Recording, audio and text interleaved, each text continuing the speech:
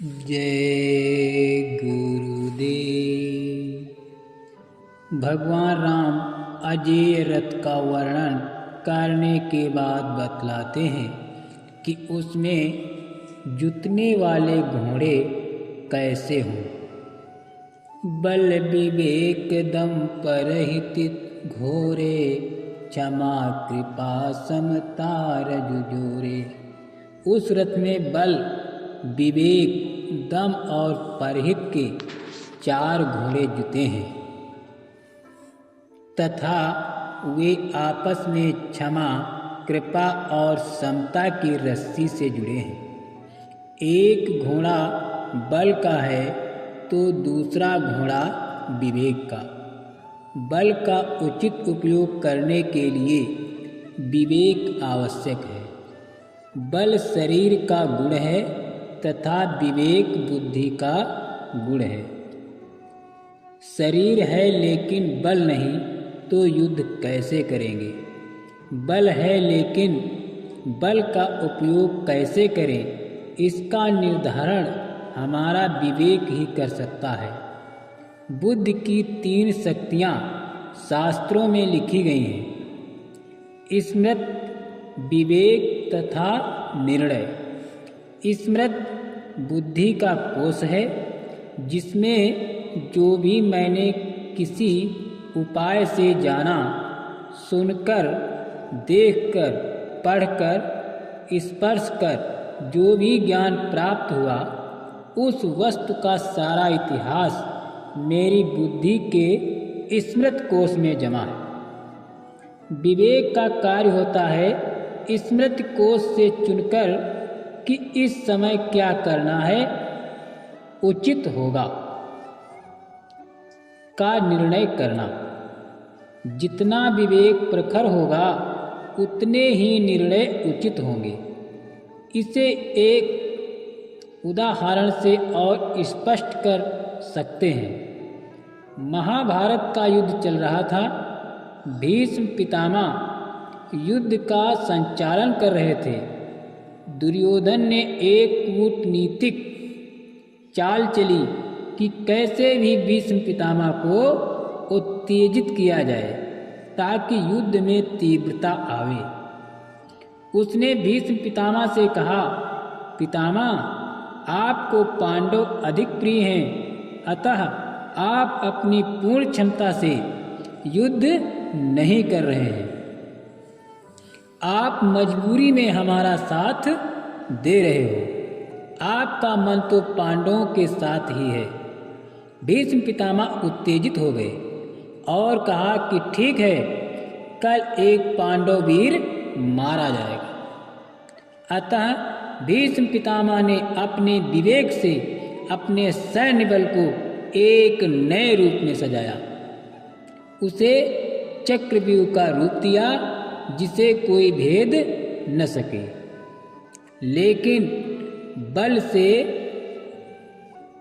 प्रमुख विवेक है। जिसका विवेक उस व्यूह की रचना करने वाले से प्रखर होगा, वो उस व्यूह को भेद सकता है। भीष्म पितामह जानते थे कि केवल अर्जुन ही एकमात्र ऐसा व्यक्ति है जिसका विवेक प्रखर है और वो चक्रव्यूह को भेद सकता है। भीष्म में अपार बल है लेकिन विवेक इतना प्रखर नहीं है। अतः बल का उचित प्रयोग करना विवेक का ही काम है। ये बल और विवेक के घोड़े क्षमा रूपी रस्सी से आपस में बंधे हैं। बल के साथ क्रोध तो है लेकिन क्षमा का बड़ा महत्व है। जहाँ केवल बल है वहाँ क्रोध ही क्रोध है, लेकिन जहाँ बल विवेक से संचालित होता है वहाँ क्षमा है। तीसरा घोड़ा दम का है। दम का अर्थ है मन का दमन। इस शरीर का राजा आत्मा है, मन मंत्री है। जैसे किसी देश का राजा कमजोर हो गया, मंत्री प्रबल हो गया, वहाँ राजा की कोई नहीं सुनता। मंत्री जो चाहता है करता है। इसी प्रकार हमारी आत्मा तो निर्बल हो गई, मन सबल हो गया और हम सब मनमुखी हो गए। आत्मा को भूल गए, मन के वश में हो गए। आत्मा में शांति है, संतुष्टि है, समाधान है, लेकिन मन के पास माया मोह का बंधन तथा भुलावे हैं। मन के पास वो शक्ति है कि वो किसी का भी आपको भुलावे में डालकर पथ भ्रष्ट कर सकता है। अतः आत्मा की शक्ति शांत, संतुष्ट तथा समाधान के लिए आवश्यक है। मन का दमन, ये विवेक रूपी घोड़ा तथा दम रूपी घोड़ा कृपा रूपी रस्सी से आपस में जुते हैं। जहाँ विवेक है तथा मन का दमन है, वहाँ तो सहज रूप से जीव पर दया होगी। अतः चौथा घोड़ा परहित का है। मन का स्वभाव था मैंने, मेरे लिए, मेरा, लेकिन जब मन का दमन हो गया तब सहज रूप से स्व के स्थान पर आ जाता है। अतः परहित आ जाता है। इस अजय रथ का सारथी कैसा हो? भगवान राम कहते हैं, ईश भजन सारथी सुजाना। सारथी का काम प्रमुख होता है। रथ की डोर सारथी के हाथ में होती है। चतुर सारथी जानता है कहाँ किस स्थिति में रथी को युद्ध करना है। महाभारत में भगवान कृष्ण के पास सहायता प्राप्त करने अर्जुन तथा दुर्योधन दोनों ही गए। भगवान कृष्ण दोनों की सहायता के लिए कहते हैं कि एक ओर तो मेरी नारायणी सेना रहेगी और दूसरी ओर मैं स्वयं, लेकिन शस्त्र ग्रहण नहीं करूंगा। अर्जुन उन भगवान कृष्ण को अपना सारथी बनाता है। भगवान कृष्ण भी अर्जुन को आश्वस्त करते हुए कहते हैं, तू मेरा स्मरण करता चल और युद्ध कर। ममनुसार युद्ध व तेरी विजय निश्चित है। संजय भी महाभारत की विजय की भविष्यवाणी करते हुए राजा धृतराष्ट्र से कहता है, हे राजन, मैं देख रहा हूँ जहाँ अर्जुन जैसा धनुधर है तथा भगवान कृष्ण जैसा सारथी है, विजय श्री भी वहीं पर है। गुरु महाराज ने इसे चिंतन कहा है। खाली समय में अपने गुरु का चिंतन करते रहें। अपने जीवन रूपी रथ की डोर समर्थ गुरु को सौंप दो। जीवन में सरलता और सहजता भर जाएगी। भक्तराज विभीषण कहते हैं, रावण का रथ अजेय है तथा सेना अनेक अस्त्रों से सुसज्जित है।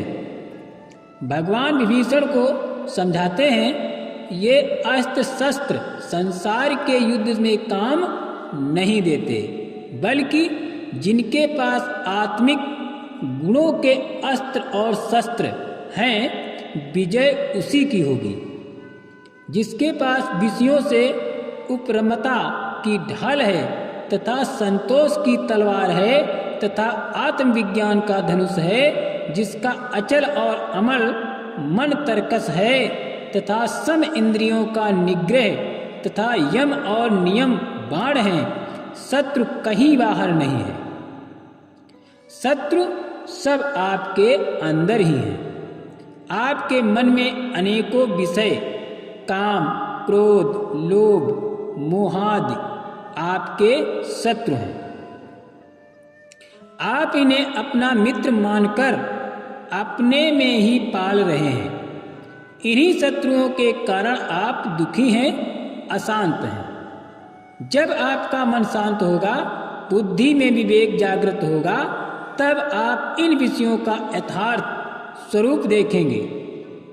तब आपको इन विषयों से घृणा होगी, इन विषयों से विरक्ति होगी। ये विरक्ति ही युद्ध में शत्रु की मार से बचने की ढाल है। जहाँ विषयों में वैराग्य की भावना आ जाती है वहीं विषय कम होने लगते हैं। भगवान राम जहाँ सबरी के प्रति नवधा भक्ति का वर्णन करते हैं, कहते हैं छठ दम शील विरति बहु कर्मा। आठवां जथालाभ संतोष। आठवां जथालाभ संतोषा। वैराग ढाल है तो संतोष तलवार है। माया मोह लोभ आदि कटते हैं। यदि हम गहराई से देखें तो परमात्मा सबका पिता है। वही सभी की जैसी जिसकी मांग है पूर्ति करता है। सभी जीवों की सारी आवश्यकताएं पूरी करता है। और संतोष वो कृपाण है जिससे लाभ और लोभ रूपी शत्रु मारा जाता है। जहाँ संतोष है वहाँ औरों का भी विचार आता है। इसलिए